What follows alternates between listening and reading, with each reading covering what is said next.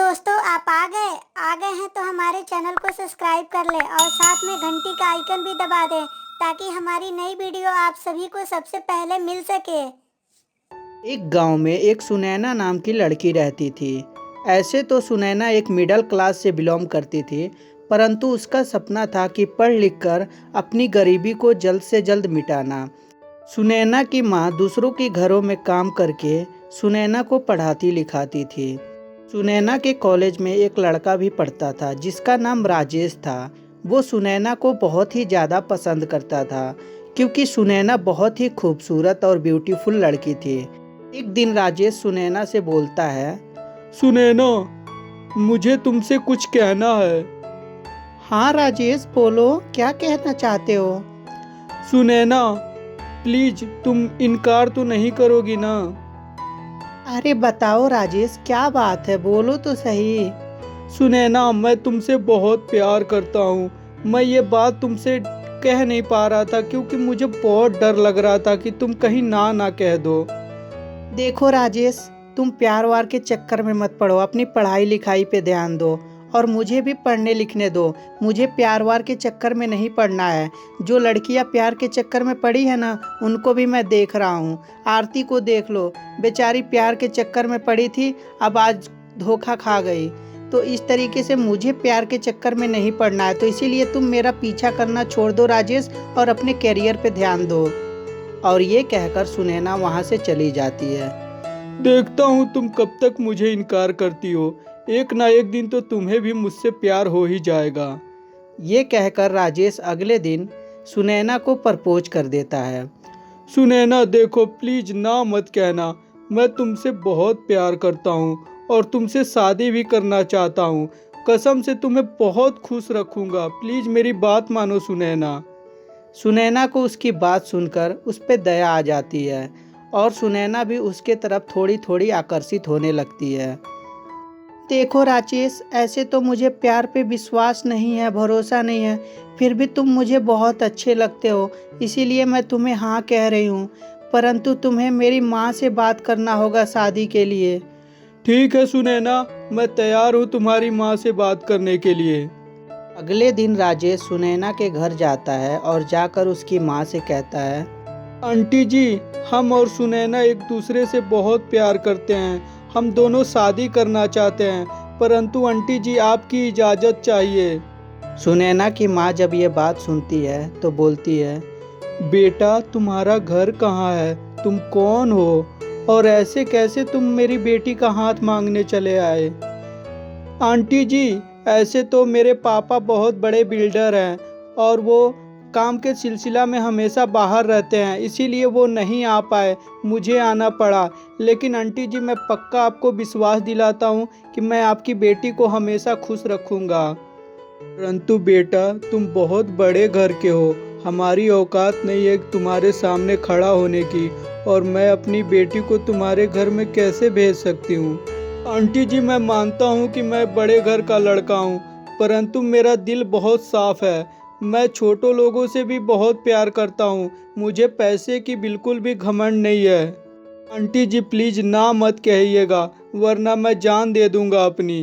अरे बेटा, जान देने की ज़रूरत नहीं है, मुझे भी ये रिश्ता मंजूर है, परंतु एक बार आपके पापा से मिल लेती और शादी की बात कर लेती। अरे आंटी जी, इसकी कोई ज़रूरत नहीं है। मेरे पापा मुझसे बहुत प्यार करते हैं, वो मेरे इस प्यार को कभी नहीं ठुकराएंगे। ठीक है बेटा, जब तुम दोनों ने फैसला कर ही लिया है शादी के लिए, तो मैं ना कैसे कर सकती हूँ? तो आंटी जी, मैं हाँ समझूँ ना? हाँ बेटा, हाँ ही है मेरी। थैंक यू आंटी जी, आपका बहुत बहुत शुक्रिया। सुनैना और राजेश दोनों पार्क में मिलने लगते हैं। क्या बात है जान, आपको तो मानना पड़ेगा, आखिर में आपने मम्मी को मना ही लिया। मेरी जाने मन, तुम क्या मुझे सड़क छाप मजनू समझ रही थी क्या? मैं सड़क छाप में से नहीं हूँ। मैं तो आपकी मम्मी को मनाकर और शादी करके आपके घर से ले जाऊंगा। सुनैना और रोहन एक दूसरे के प्यार में खो जाते हैं। अब सुनैना अपना पूरा करियर भूल चुकी थी कि उसे क्या करना है, क्या नहीं करना, कितना पढ़ाई करना है, या नहीं करना है, वो सारी चीज़ें सुनैना अब भूल चुकी थी। अब उसे सिर्फ दिखाई देता था कि राजेश से शादी कर लूँ। एक दिन राजेश सुनैना को एक होटल रूम में लेके जाता है। सुनैना, तुम यहाँ रहो, मैं अभी आता हूँ। परंतु आप जा कहाँ रहे हैं मुझे छोड़ के? अरे सुनैना, तुम घबराओ मत, मैं खाने का ऑर्डर देने जा रहा हूँ। खाने का ऑर्डर देके तुरंत आता हूँ मैं, तुम यहीं रुको। और ये कहकर राजेश उस कमरे से चला जाता है। थोड़ी देर बाद एक एजेड आदमी उसके कमरे में आता है। आप कौन हैं और आप अंदर कैसे चले आए? आपने ना दरवाज़ा नॉक किया ना घंटी बजाया, ऐसे ही आप चले आए। अरे तो इसमें कौन सी बड़ी बात है? मैंने तुम्हें 10,000 रुपये में ख़रीदा है, अब इसके लिए भी क्या मुझे दरवाजे खटखटाने पड़ेंगे और घंटी बजाना पड़ेगा? मैं क्या तुम्हें फ्री में आया हूँ क्या यहाँ पे? और चुपचाप नाटक करना बंद कर, जिस काम के लिए आया हूँ वो काम कर फटाफट। ये बात जब सुनैना सुनती है तो वो बिल्कुल घबरा जाती है और वो बोलती है, क्या बोल रहे हैं आप? आपको समझ में भी आ रहा है? मैं यहाँ बिकने के लिए नहीं आई हूँ, मैं तो अपने पति के साथ आई हूँ। लगता है कि आप गलत कमरे में आ गए हैं। ओए लड़की, नाटक करना बंद कर। मैं गलत कमरे में नहीं आया हूँ, मुझे बल्कि राजेश ने ही भेजा है और कमरा भी दिखाया और चाबी भी दिया, और तू बोलती है कि गलत कमरे में आ गया हूँ। एक लड़की, नाटक करना बिल्कुल भी बंद कर, और मैंने तुझे 10,000 रुपये में ख़रीदा है और मेरा टाइम पास कर, और चल फटाफट बिस्तर पे चल। सुनैना जब इस बात को सुनती है तो वो बहुत ही ज़्यादा घबरा जाती है और बोलती है, नहीं जी प्लीज़ मेरी बात मानिए, आप गलत कमरे में आ गए हैं। राजेश मेरे साथ ऐसा नहीं कर सकता है, लगता है आपको कोई और राजेश भेजा होगा।